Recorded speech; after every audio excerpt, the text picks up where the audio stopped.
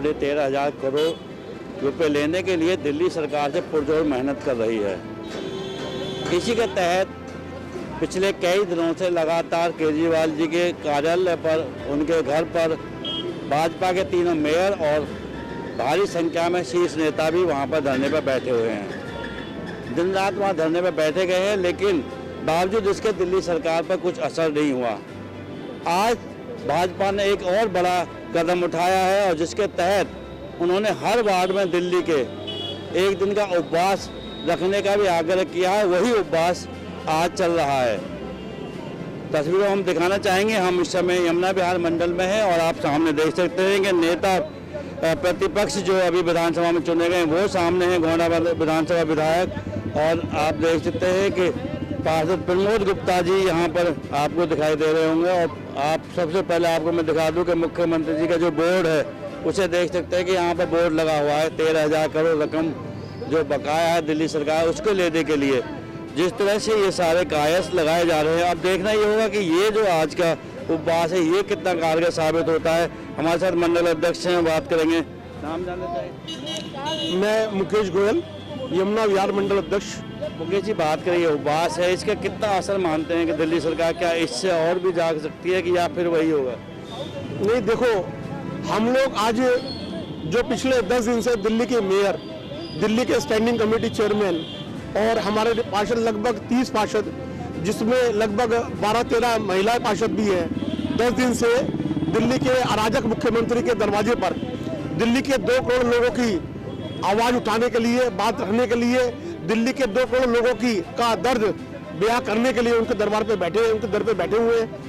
और मुख्यमंत्री जी को शादी में, ब्याह में, फंक्शन में, धर्मों में जाने का समय है, लेकिन उनके दरवाजे पर जो पिछले 10 दिन से लोग बैठे हुए हैं, उनका दर्द सुनने के लिए 5 मिनट का समय नहीं है। कैसा मुख्यमंत्री है ये दिल्ली का चुनाव मुख्यमंत्री है। दिल्ली की बात को सुननी चाहिए। और 10 दिन से जब नहीं सुन रहे तो हमने ये तय करा कि सभी मंडलों में हम लोग एक पूरे दिन का सांकेतिक भूख हड़ताल करेंगे। और वो हम 13,000 करोड़ रुपए मांग रहे हैं जो हमारा अधिकार है। दिल्ली का जो टैक्स बनता है उसमें 12.5% टैक्स नगर निगम को बनता है, उसमें 13,000 करोड़ रुपए हमारा टैक्स है, नगर निगम का टैक्स है। केजरीवाल से टैक्स नहीं मांग रहे, उनकी जेब पे 1 रुपया नहीं मांग रहे। हम दिल्ली की जो गाड़ी कमाई का जो 2 करोड़ की जनता है उसके टैक्स का जो टैक्स है उसका 12.5% टैक्स जो दिल्ली नगर निगम का बनता है वो हम उनसे मांग रहे हैं कि दिल्ली की सारी व्यवस्था सुचारू रूप से चल सके। उसके लिए आज हम धरने पे बैठे हैं और आज हम भूख हड़ताल पे हैं।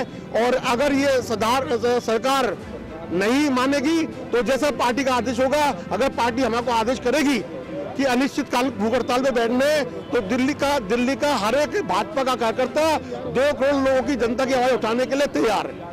चलिए, हमारे साथ पार्षद प्रमोद गुप्ता जी भी हैं, उनसे बात करें। प्रमोद जी, बात करें, क्या लगता है आपको कि ये जो आज जो सांकेतिक धरना दिया गया, उपवास दिया गया 1 दिन का, इससे केजरीवाल सरकार पर कुछ असर होगा? देखिए, अंधी, बहरी, गूंगी और निर्लज्ज कुंभकर्णी नींद में सोई हुई सरकार है। ऐसा नहीं है सरकार को ज्ञात नहीं है कि मुझे क्या करना है, ये बहुत अच्छी तरह से जानते हैं कि इनको क्या करना है, मगर घटिया मानसिकता के तहत, ओछी राजनीति के तहत ये चाहते हैं कि दिल्ली में भारतीय जनता पार्टी के जो चुने हुए पार्षद जनता के द्वारा चुन के आए हैं, निगम को काम न करने दिया जाए। उन कर्मचारियों को जिन्होंने कोरोना काल के अंदर अपनी जान हथेली पर लेकर घर घर जाकर सैनिटाइज किया, स्वच्छता का काम किया, डॉक्टरों ने दवाई दी, एक निगम कर्मचारी, जब दिल्ली की सरकार सोई हुई थी, दिल्ली का प्रशासन सोया हुआ था, उस वक्त कोरोना के अंदर काम कर रहा था। आज उन लोगों को प्रोत्साहित करने की बजाय उन्हें हतोत्साहित कर रहे हैं, उनकी तनख्वाहें रोककर। मैं मुख्यमंत्री जी से पूछना चाहता हूं कि हमारे मेयर, हमारे स्टैंडिंग कमेटी चेयरमैन, हमारे नेता सदन, हमारे सभी पार्षद भाई और बहन जो आपके द्वार पर बैठे हैं, क्या आपको 5 मिनट उनकी बात सुनने का समय नहीं है? क्या वो जनता के चुने हुए प्रतिनिधि नहीं है? क्या दिल्ली की 2 करोड़ जनता ने उनको चुना नहीं है? मगर आपकी इस कान पर जू नहीं रेंग रही है। भारतीय जनता पार्टी का एक कार्यकर्ता समर्पित है, अनुशासित है और संकल्पित है इस सरकार को खाड़ फेंकने के लिए। ऐसी गूंगी सरकार, आपको दिल्ली की जनता ने चुना है, आप अपना काम कीजिए। आपको दिल्ली की जनता ने जनता के काम के लिए चुना है।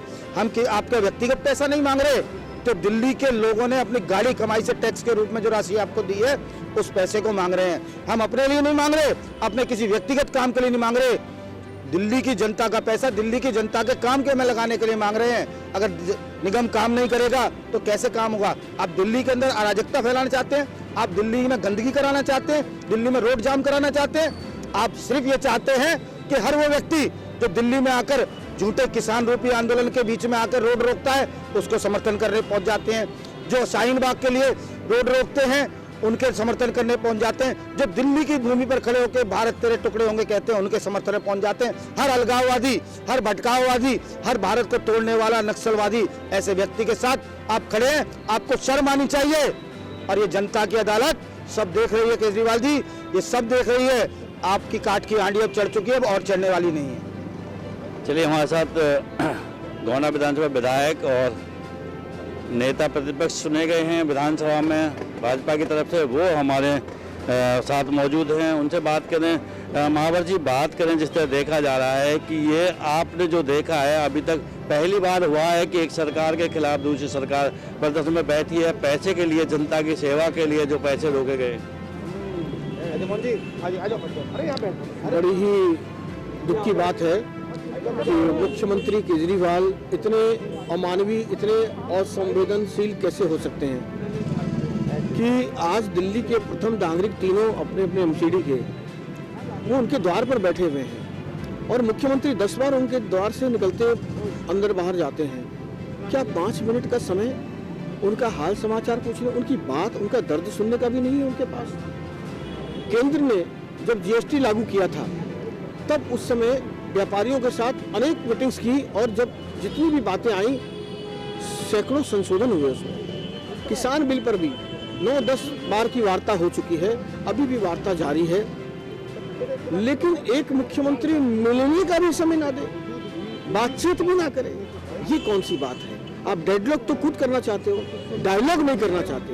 डेडलॉक से लोकतंत्र नहीं चलता, डायलॉग से लोकतंत्र चलता है। यह बात, साधारण सी बात मुख्यमंत्री को समझ में नहीं आ रही है।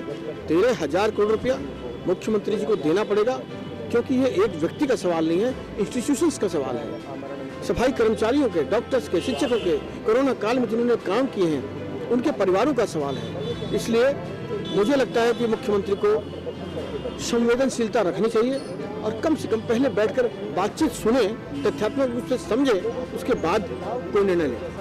आपको लगता है कहीं ना कहीं जिस तरह से एक जिद्दी बात सामने आ रही है, इतने दिन हो गए उन्हें बैठे हुए, वो नहीं आ रहे हैं, तो कहीं ना कहीं इसके पीछे कोई बड़ी साजिश या कुछ ना कुछ आपको नजर आ रहा है?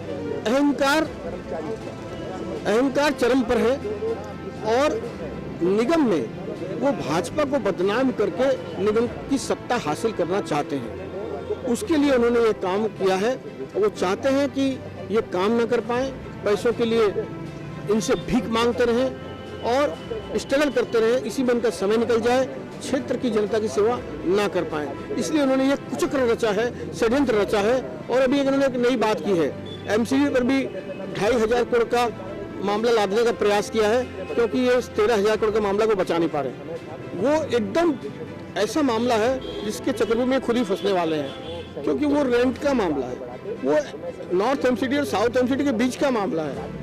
वो स्टैंड कर रहा है हाउस में आज तक अमाउंट, वो किराए का मामला है और उसको वो उसका नाम देकर के, घोटाले का नाम देकर एक नया षड्यंत्र रचना चाह रहे हैं ताकि 13,000 करोड़ से लोगों की निगाह हट जाए। ऐसा होने वाला नहीं मुख्यमंत्री जी। हम लोग आज 280 मंडलों में बैठे हैं उपवास पर, आज चांदग्राम अखाड़े पर हजारों लोग वहां पर बैठ रहे हैं और आज हाउस भी है, हाउस में भी हम इसका जवाब तलखी से, प्यार से समझाकर जैसे हो देंगे, लेकिन आपको जवाब देंगे। महावर जी, बात के सबसे बड़ी बात यह है कि बड़ी विडंबना है कि जनता के हित में ही दोनों सरकार काम कर रही है, लेकिन आपस में इतना बड़ा टकराव जो देखने को मिला है, उस पर क्या राय है? मैंने कहा ना कि हम तो अपने संसाधनों के लिए लड़ रहे हैं, अपने हक के पैसे के लिए। चौथे वित्त आयोग का पैसा तक नहीं मिला, छठा वित्त आयोग लागू हो गया, तो इनको सोचना चाहिए ना। अब सवाल यह है कि उनकी मंशा सिर्फ एक ही है कि 3 बार से एमसीडी में ये काबिज है, इन्हें कैसे सत्ता से हटा करके हम अपना राजनीतिक स्वार्थ पूर्ति करें, इसके अलावा उनकी और कोई सोच नहीं। चलिए हमारे साथ डॉक्टर यूके चौधरी जो महामंत्री हैं इस जिले में, वो यहाँ मौजूद हैं, उनसे बात करते हैं। डॉक्टर साहब, बात करें जो ये प्रदर्शन है, क्या मानते हैं, क्या असर पड़ेगा इसका? देखिए, बूंद बूंद से सागर बनता है, और हम शुरुआत जिस प्रकार से हमारे 10 दिन से हमारे इतनी कड़ी ठंड में हमारे मेयर, हमारे चेयरमैन, हमारे काउंसलर्स बैठे हैं, उसी को एक कदम आगे बढ़ाने के लिए आज ये सांकेतिक भूख हड़ताल है। हमें बेशक आमरण अनशन पर बैठना पड़े, हम इस संघर्ष को जारी रखेंगे। एक तरफ सरकार षड्यंत्र करती है और कहती है किसानों से बात नहीं करती, जबकि हम 3-4 दौर की बात कर चुके हैं। दूसरी तरफ वही सरकार का मालिक जो लोगों को बेवकूफ बनाकर, लोगों को ये कहकर के मैं बदलाव लाऊंगा, और वही मेयर से, वही चेयरमैन से बात नहीं करता है, 4-6 बार आगे से निकल के जाता है, ऊपर से ये ड्रामा करता है कि मुझे तो बंधक बना दिया गया है। इस प्रकार की जनता देख रही है, हम उसको उजागर करेंगे और पूरी तरह से तब तक ये संघर्ष जारी रखेंगे जब तक एमसीडी का 13,000 करोड़ रुपया नहीं मिल जाता, जिससे कि सारी तरक्की रुकी हुई है, जिससे कि गरीब जो 4th क्लास कर्मचारी है, 3 क्लास कर्मचारी है, वो कोरोना वॉरियर्स जो आज कोरोना से लड़ रहे हैं अपनी जान की परवाह न करके, उनको वेतन नहीं मिल रहा है, जिनके लिए मोदी जी ने थाली पिटवाई, जिनके लिए ताली बजवाई, तो मैं मानता हूं कि ये बड़ा जिसे कहते हैं एक विषय है कि उसको अपनी बेशर्मी और हठ धर्मिता छोड़ के राजधर्म का पालन करना चाहिए। चलिए, यहाँ मनी बंसल भी महिलाओं का भी योगदान इस उपवास में। मनी जी, बात करें जिस तरह देखा जा रहा है, क्या लगता है तुम्हें कि इस तरह पैसा मिल पाएगा? देखिए, केजरीवाल जी ये धरने प्रदर्शन को बहुत अच्छी तरह से जानते हैं, और जब कार्यकर्ता अपनी लड़ाई पर आते हैं जिसमें मेयर, निगम पार्षद सब शामिल हो, तो ये हक की लड़ाई जरूर आर पार होगी, उसे लेकर रहेंगे। 13,000 करोड़ कोई छोटी रकम नहीं है, ये रकम जनता के उन सहयोग के लिए है जो जनता का काम करते हैं कर्मचारी, उनकी तनख्वाह के लिए है, पैसे देने ही चाहिए। तो फिर हम एक बार आपको दिखाना चाहते हैं कि यमुना विहार मंडल है, यहाँ पर आप तस्वीरों में देख सकते हैं कि काफी संख्या में यहाँ पर लोग उपवास पर बैठे हैं, और 13,000 करोड़ ये उपवास खुद कुछ मांगने के लिए नहीं है, बल्कि जनता के पैसा जो एमसीडी में पैसा है जनता का, उसको मांगने के लिए। यहाँ महिलाओं की भागीदारी भी आप तस्वीरों में देख सकते हैं, महिला भी यहाँ पर उपवास पर बैठी हैं। डॉक्टर यूके चौधरी आप देख सकते हैं, और विधायक और निगम पार्षद और उसके साथ मंडल अध्यक्ष सभी लोग यहाँ इस उपवास में बैठे हैं। उपवास का यही काम है कि सरकार उसे 13,000 करोड़ रुपए दे, लेकिन अब ये देखना होगा कि इस तरह से ये उपवास 280 मंडलों में भाजपा ने रखा है और सारे कार्यकर्ताओं ने एकजुट में किया है। क्या दिल्ली सरकार इस उपवास के कुछ महत्व समझ पाएगी, या फिर ये उपवास भी वैसे ही रह जाएगा और सरकार अपनी जिद पर अड़ी रहेगी? कैमरामैन प्रिंस के साथ योगेश सोलंकी, दिल्ली।